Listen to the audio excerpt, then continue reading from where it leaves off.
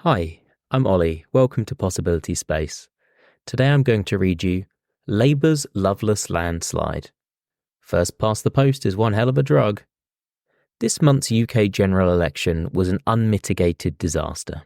First past the post has always been incapable of delivering the parliaments that we vote for, but the distortions of the system have never been so apparent. This time around, the headline problems were that a record 6 in 10 voters did not get the MP they voted for. Labour won a landslide majority with fewer votes than they received in 2019. Keir Starmer, our new Prime Minister, described 2019's result as a devastating loss for his party, but First Past the Post has rewarded him for securing even fewer votes. This stinks, but things look even dodgier when you compare how many votes it took for each party to secure an MP. Labour won only 34% of the votes, but that translated to a whopping 64% of the seats. By contrast, Reform won 14% of the votes, but only 1% of the seats. A vote for Labour was 35 times more powerful than a vote for Reform. I fucking hate Reform, but that's not fair, is it? When you show fair-minded people this, they tend to have one of two reactions. Resignation, as evidenced by the second lowest turnout since 1918, or rage. That rage is going to go somewhere. It will be channeled. It will be mobilised. The only question is by whom. Labour have no interest in serving us. The line they've settled on is that wanting a fair voting system makes us sore losers. They say, people complain about first past the post, but everyone knew the rules. And they also call us hypocrites. Strangely, I do not remember much debate in 2015 about whether David Cameron had truly won the election, they say. Starmer, previously a backer of electoral reform, now holds an unspecified but apparently long-standing view against proportional representation.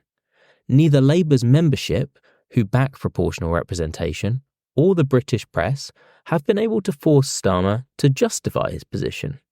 If you're frustrated by stubborn non-answers like this, then you're exactly the kind of voter that fringe parties are looking to win over. So, who's going to take up that mantle?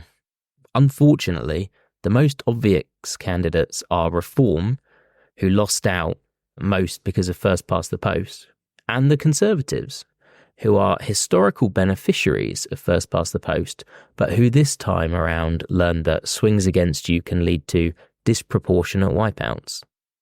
Taken together, these reactionary parties claimed 38% of the votes, more than Labour, a fact they're already using to call this election a stitch-up. If we let the reactionary right be the loudest champions of electoral fairness in this country, they will co-opt the legitimate rage of the disenfranchised to hideous, bigoted ends. The left wing of this country must make a positive case for proportional representation. Commanding 22.8% of the vote, the Lib Dems, the Green Party, the SNP, Plaid Cymru, and the Workers' Party all support proportional representation. So do a handful of decent Labour MPs. Clive Lewis, Andy Burnham, Chris Curtis, and he's not an MP, but Sadiq Khan. If this lot can't put aside their differences and build a mass movement for first past the post, then it'll be the right who will forever be remembered as the people who restored fairness in British elections. What a sickening thought. Thanks for listening.